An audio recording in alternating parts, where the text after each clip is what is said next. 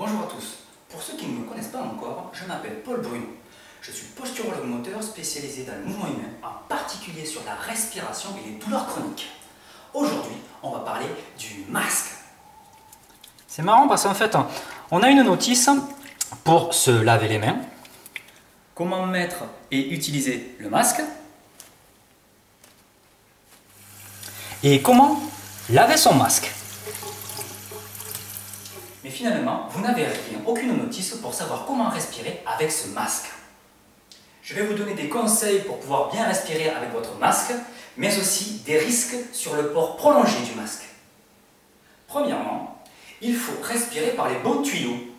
Arrêtez de respirer par la bouche. C'est par le nez qu'on doit d'abord et surtout respirer. J'en vois beaucoup trop, même sans masque, qui depuis des années disent qu'ils ont arrêté de respirer par le nez.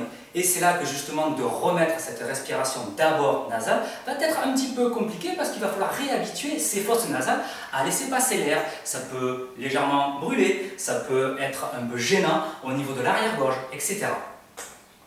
Deuxièmement, il s'agit sur la durée et l'amplitude de votre respiration. Elle doit être plutôt dans les grandes respirations et plutôt lente, c'est-à-dire quelque chose qui ressemble à ça.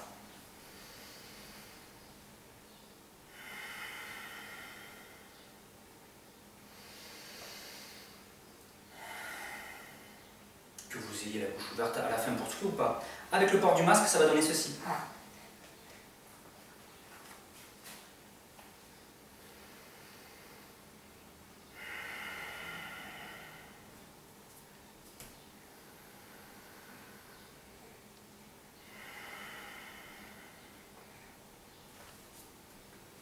Donc vous voyez que cette respiration se fait, comme je l'ai dit, par le nez essentiellement, et elle doit être grande. On dit un petit peu, à tort à mon sens, qu'elle est profonde. Mais elle n'est pas profonde en termes de comme si on creusait un trou et ça va de plus en plus bas. Non, c'est qu'elle est profonde dans le sens, elle va vers les extrémités de votre poumon en 3 dimensions. Parce que vous ne le savez peut-être pas, pour certains, c'est que les bronches qui se séparent pour chacun de nos poumons, c'est pas, elles arrivent sur les poumons et ensuite ça fait une sorte d'arborescence comme des racines d'un arbre qui, plus on va en profondeur, plus elles sont petites. Non, non, non, ça descend au milieu, ça va sur les côtés et ça rentre en plein de chaque côté, sur chaque poumon, et ensuite ça se ramifie autant qu'en bas, sur le côté, comme en haut, devant, derrière, bref, en 3 dimensions. Et plus on va verser les extrémités, plus on va trouver donc les petites bronchioles qui vont aller chercher jusqu'aux alvéoles pulmonaires. Et c'est ça qu'on appelle donc aller chercher en profondeur. En fait, c'est en 3 dimensions qu'il faut le faire. Ce qui veut dire aussi que vous remarquez que les poumons sont en haut, ils sont ici, ils ne sont pas là. L'air ne va pas dans le ventre. Ce serait d'ailleurs un très gros problème. Il n'y a pas de respiration ventrale si vous cherchez quelque chose qui est dit en amplitude, et c'est ça qui est important. Vous devez donc sentir que votre thorax est en train de se dilater, exactement comme un ballon dans toutes les directions, donc autant sur le plan latéral que aussi vers le haut. Si vous cherchez à chaque fois que par le bas, vous allez avoir moins d'air qui va rentrer, moins de possibilités, en forçant plus. Donc c'est pas efficace pour votre respiration. Et donc mes conseils pour bien respirer avec le masque, c'est 1. Par le nez. 2. Des respirations grandes et plutôt lente. Donc on va éviter ça. Par la bouche, petite, rapide, qui est l'exact opposé. 4. Thoracique, pas ventral. Le ventral n'est pas bon. Et enfin, 5. Il s'agit aussi de faire des pauses dans le port du masque. Vous devez vous trouver un endroit où vous êtes plutôt seul évidemment, où vous allez pouvoir donc travailler, développer la même respiration, mais sans le masque et un peu plus longtemps, de manière à vous réoxygéner plus de manière importante.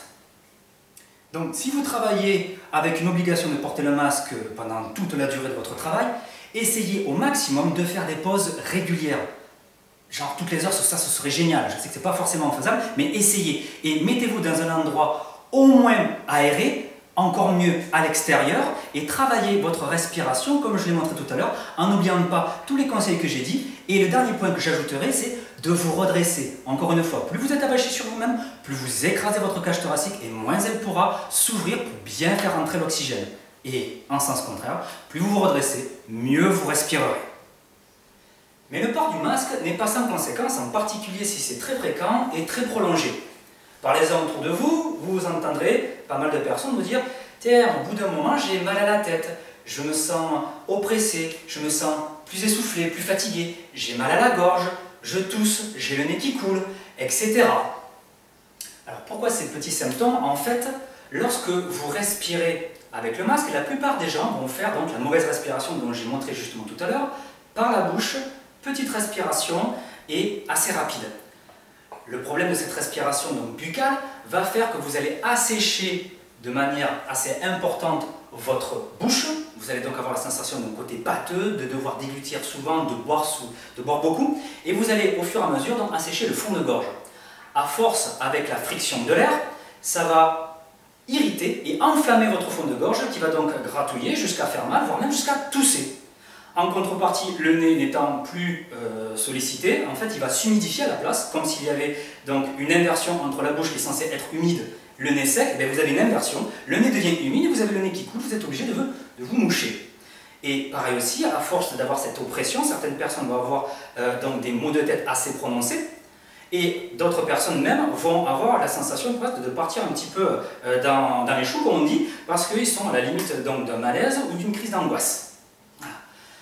Ce qu'il faut que vous sachiez avec ça, c'est que, premier paradoxe, c'est qu'il va y avoir une grosse confusion entre les symptômes que va développer petit à petit liés au masque, les virus hivernaux qui vont commencer avec l'automne, et le Covid. Donc avec tout ça, on va sûrement beaucoup se mélanger les pinceaux, et il va nous falloir un petit peu plus que 700 000 cas de dépistage par semaine. Et si tu fais partie de ces personnes qui viennent de découvrir ce type de symptômes depuis que tu mets le masque, eh bien c'est que le masque vient de te révéler des difficultés respiratoires qui étaient silencieuses. En revanche, si tu fais partie des personnes qui ont déjà des difficultés respiratoires avant masque ou même sans masque, comme ceux qui ont de la BPCO, les asthmatiques, les personnes cardiaques, diabète, ça peut être aussi obésité, tout simplement, les personnes sujettes à beaucoup de crises d'angoisse, etc., eh bien, le masque va accentuer les petits désagréments que j'ai dit juste avant, ou même ils vont arriver très vite, à tel point que certaines de ces personnes vont avoir une sorte de... Ils vont gagner un niveau en termes de pathologie et d'aggravation de leur tableau clinique, comme le disent souvent les médecins. Par exemple, une personne qui était simplement asthmatique se retrouve petit à petit à développer des symptômes de BPCO. BPCO, pour ceux qui ne connaissent pas, c'est la bronchopneumopathie chronique obstructive. Bref, grosso modo, c'est obstrué, ça a du mal à respirer. C'est comme si c'était le niveau supérieur de la difficulté respiratoire asthmatique. Je vais vous parler ainsi d'oxygénation. Alors, j'ai pas mal entendu dire que, avec pas mal d'humour, que c'est, même avec le masque, on peut très bien oxygéner son corps et il n'y a pas de difficulté. Moi, j'ai envie de vous dire, eh bien, vas-y mon coco, essaye de respirer pendant toute une journée avec et on en reparlera après. Oui, le masque limite l'oxygénation. Alors déjà pourquoi? C'est très simple. Et déjà, si de base tu sens que tu as besoin d'accélérer ta respiration ou de faire des plus grandes respirations, à la limite, peu importe que tu fasses la bonne ou mauvaise, si tu sens que tu as besoin de faire une respiration différente par rapport à d'habitude, c'est que ton corps te dit j'ai besoin de plus d'oxygène par rapport à ce que je fais, par rapport à la contrainte que j'ai. Donc déjà de base. Mais si on va aller plus loin, c'est une histoire de molécules d'oxygène. Et on le sait tous, hein, pour avoir un débit optimal, il faut, entre guillemets, un tuyau sans rien. Là, comme ça au moins, dans ce volume, vous avez donc un passage optimal de toutes les molécules d'oxygène disponibles dans le volume d'air que vous avez. Vous mettez un cache devant, même s'il est micro-perforé, vous allez donc limiter le débit. Vous pouvez retrouver la même quantité dans le temps, mais nous, ce qui nous intéresse, c'est d'avoir dans le temps, dans le même espace de temps, encore beaucoup plus de molécules d'oxygène.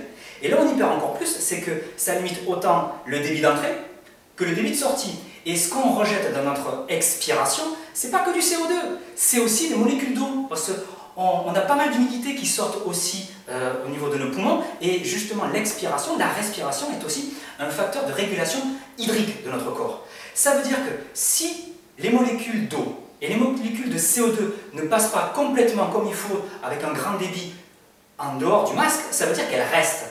Ça veut dire qu'elles prennent la place pour de nouvelles molécules d'oxygène sur l'inspiration suivante, et ainsi de suite. Donc en fait, elles y perdent 3 fois. Moins d'entrée, place prise par le CO2, place prise par l'eau. Et là, je n'ai parlé que du mouvement respiratoire lui-même. Mais ça va encore plus loin. Car si justement tu as moins d'oxygénation, de molécules d'oxygène, ça veut dire que ça va avoir un impact sur toutes les autres fonctions de ton corps. Juste pour rappel quand même, les cellules de notre corps ont besoin d'énergie pour fonctionner, pour vivre, pour faire la spécificité, peu importe. Et c'est au travers de l'oxygène qu'elle le fait. Ça veut dire que, je l'ai déjà dit dans d'autres vidéos, moins d'oxygène égale moins de fonctionnement de toutes les fonctions. Et la première qui est directement impactée avec la respiration, eh bien, c'est la fonction cardiaque. On le sait tous, notamment tous ceux qui sont spécialistes, à chaque fois, il y a une relation très étroite entre la fréquence respiratoire et la fréquence cardiaque. Donc en plus d'avoir la mauvaise respiration adaptative liée à ce manque d'oxygène, eh bien, tu vas avoir ton cœur qui va avoir tendance à battre plus vite, plus souvent, sur une respiration qui est constriquée, donc il a peu de place pour battre. Donc ça veut dire que tous ceux qui ont déjà aussi des problèmes de type cardiaque, hypertension, les stènes, ça peut être, je sais pas moi, comment ça s'appelle, les péricardites, bref, tout ce qui est lié au cœur à un moment donné à un autre, puisque c'est lui qui distribue l'oxygène dans notre corps. Donc ça veut dire que si le distributeur est en difficulté, ben, forcément tout le reste, on peut aller très loin là-dessus. Donc ça veut dire aussi que fonction donc, cérébrale diminuée, fonction donc digestive, donc ça peut être donc des troubles intestinaux ou autres, j'en passe, donc les fonctions endocriniennes, tout ce qui est lié aux hormones, les fonctions génitales, fonctions urinaires, fonctions d'épuration, fonctions immunitaires. Et oui, pour avoir un système immunitaire efficace, il a lui aussi besoin d'oxygène. Si tu suis le raisonnement, ça veut dire que, de base, comme si on prenait un code de couleur, les personnes qui sont au vert, au départ, auront très peu d'effets, très peu de symptômes, voire pas du tout. Mais ceux qui commencent à avoir quelques petits trucs qui sont au jaune, ils vont en avoir de plus en plus. Et commencer à l'orange. Et ainsi de suite. Ceux qui sont plus à l'orange vont commencer à être de plus en plus franchement orange jusqu'au rouge, etc., etc. Donc en fait, au final, c'est un comble d'avoir d'un côté le port du masque, qui est là pour nous protéger et éviter de tomber malade et de contaminer les autres, en particulier les plus faibles.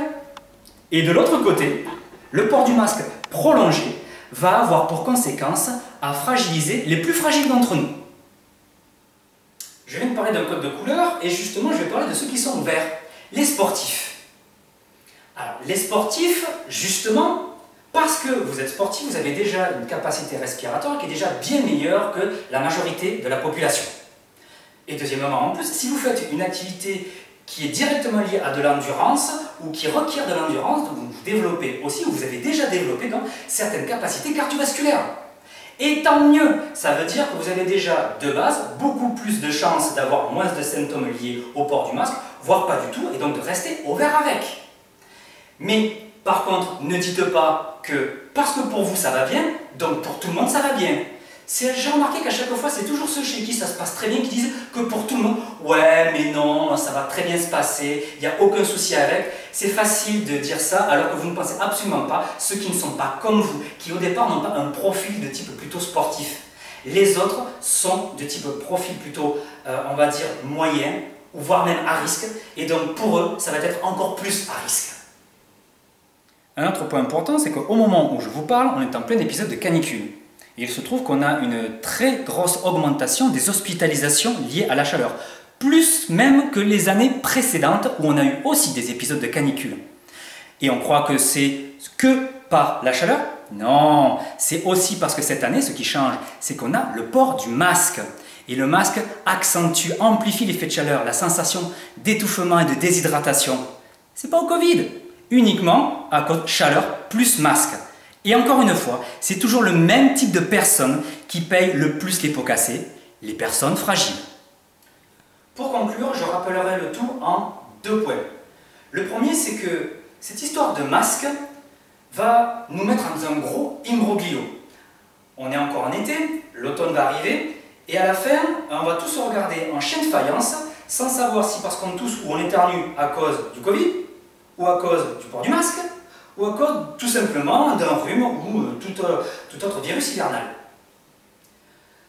Donc ce qui veut dire aussi qu'à cause de ça, on risque de tomber et de céder à la panique.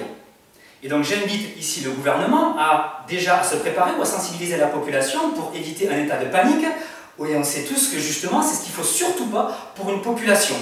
Alors, ça risque de partir à droite et à gauche à faire des actions individuelles qui vont être complètement à l'opposé de ce que l'on voudrait faire, c'est-à-dire protéger la population.